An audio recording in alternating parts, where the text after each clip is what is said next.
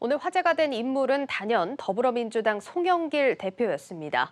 내로남불 민주당 변화하겠다. 첫 교섭단체 대표 연설에서 이렇게 작심 발언을 하면서 부동산 대책과 관련한 발언도 내놨습니다. 잠시 들어보시죠.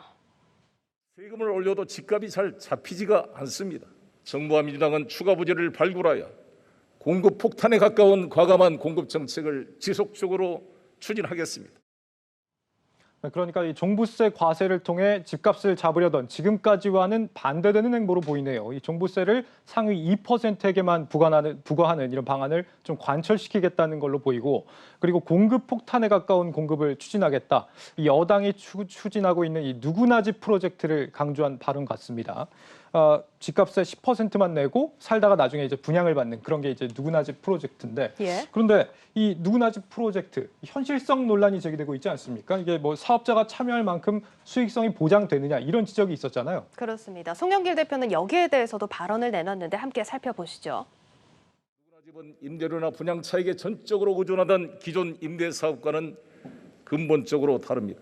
통신, 카시어링, 보험, 금융, 케이터링 등 다양한 부가 서비스를 통하여 수익을 창출하는 모델인 것입니다. 대한민국 주택 문제 해결의 혁신 모델이자 혁명이라고 감히 생각합니다. 네, 뭐 실제 혁신 모델이 될 수 있을지 확인하는 데까지는 아직도 좀 많은 시간이 걸릴 것 같은데, 결과적으로 당장의 집값 상황에 대한 해법은 아무것도 제시된 게 없는 연설이었습니다.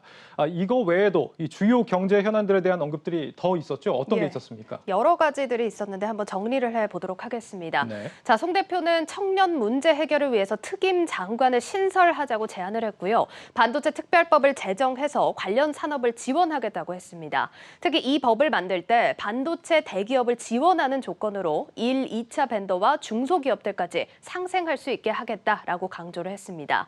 자, 그리고 또 한 가지, 이번 추경을 편성할 때 3종 패키지를 중심으로 하겠다라고 밝혔는데, 이 소상공인 피해 추가 지원, 그리고 전국민 재난지원금, 신용카드 캐시백 이렇게 세 가지를 언급했습니다. 신용카드 캐시백은 조금 생소한데 어떤 거죠?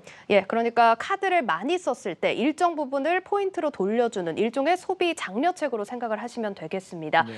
쉽게 예를 들면 2분기에 신용카드로 월 평균 100만 원을 쓴 사람이 3분기에는 110만 원을 썼다면 10만 원이 늘어난 거죠. 그렇다면 그중에 10%인 만 원을 현금으로 돌려주는 이런 형태들이 현재 유력하게 검토가 되고 있습니다. 네, 기존과는 선을 긋고 유능한 개혁을 하겠다라는 송영길 대표. 실제 이런 본인의 말처럼 성과로서 보여주지 않으면 그저 또 한 번의 실패 사례로 기억될 뿐이라는 걸 기억해야 하겠습니다. 앵커 리포트였습니다.